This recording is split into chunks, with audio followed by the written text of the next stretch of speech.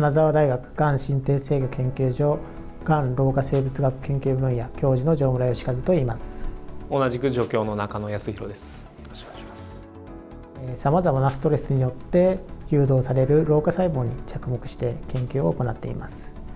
この老化細胞ですが、年を取るとともに私たちの体の中にどんどんと蓄積し、慢性炎症を引き起こすことによって個体老化やがん、糖尿病、アルツハイマー病といったさまざまな加齢性疾患の発症、病態進展に深く関与していることが分かってきています。我々の研究室ではこの老化細胞の本質を分子レベルで解明し、その理解に基づいて個体老化やこれまで治療困難であると考えられていた加齢性疾患をコントロールすることができるような薬剤の開発を目指して研究を行っています。現時点で老化細胞を除去することによって、老化のしていく速度を遅らすことができるということまで分かっています。さらに我々がやろうとしている老化細胞を元のように若返らせることが可能になれば、老化を止めるだけではなくて若返りも可能になってくると考えています。寿命には3つありまして、平均寿命と健康寿命、さらに最大寿命というものがあります。で、老化細胞を制御することによって平均寿命および健康寿命を伸ばすことは可能になると思います。一方、最大寿命というのは生物固有の決められた長さというのがありますので、これは老化を制御するだけでは伸ばすことはできないのではないかと私たちは考えています。特に日本人だと平均寿命はだいたい85歳ぐらいと言われていますけども、私たちの研究によって老化細胞をコントロールすることができるようになれば、平均寿命を100歳、110歳まで引き延ばすことも可能ですし、ただ引き延ばすだけではなくて、病気をすることなく死ぬ直前まで健康な生活を送れるようになるのではないかと考えています。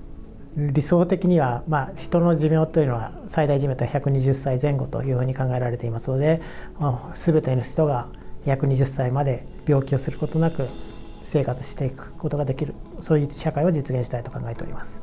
特にやっぱり研究というのは、やはり多くの人が集まっていろんなアイデアを出し合うというのが非常に重要だと思っています。特に私と中野先生は研究のバックグラウンドが少し違いますので、その点がすごく今の老化の研究を進める上で大きな力になっていると思います。老化細胞除去に関してはもういくつか候補の顔も見つかっておりますので、それが実際人に副作用とかなければ5年から10年後かけて臨床応用されていく可能性は十分にあるんではないかなというふうに考えております。一方、最先端のその老化細胞の若返りに関してはまだ遺伝学的アプローチによって成功しているだけになります。今後どのようなメカニズムで老化細胞が若返るのかを明らかにすることができれば、そのメカニズムを標的にした薬剤を開発することで10年後20年後人への応用も可能になってくる可能性は十分にあると考えています。特にこの老化細胞の若返りのシステムに関してはうまく有用活用できているのは私たちの研究室のグループですので、その点は今日本でもトップ走っている研究グループだというふうに考えています。試験管内で細胞を培養して、それを老化を誘導させることで細胞老化のメカニズムを解明するということがまず一つと、あとはその老化細胞がその体内に蓄積していくことでその疾患が引き起こされていくとか、あと悪性化していくっていうことがあるんですけど、そういったことをその老化細胞を除去することでその疾患の治療につながるかっていうことをマウスを用いて今検討しております。多くの治験というのはそのマウスを用いた実験になっています。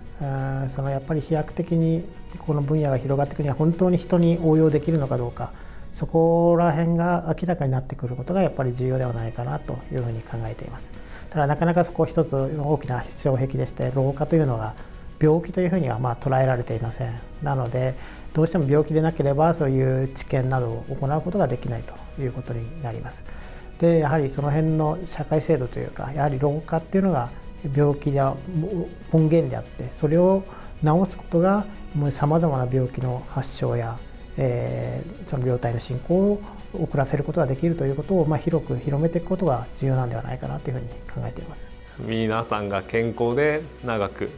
生きられるその世の中を実現していく、みんなが100歳以上まで病気をすることなく生きていくことができるような社会を実現するのが私たちの研究の最終目標だと思っております。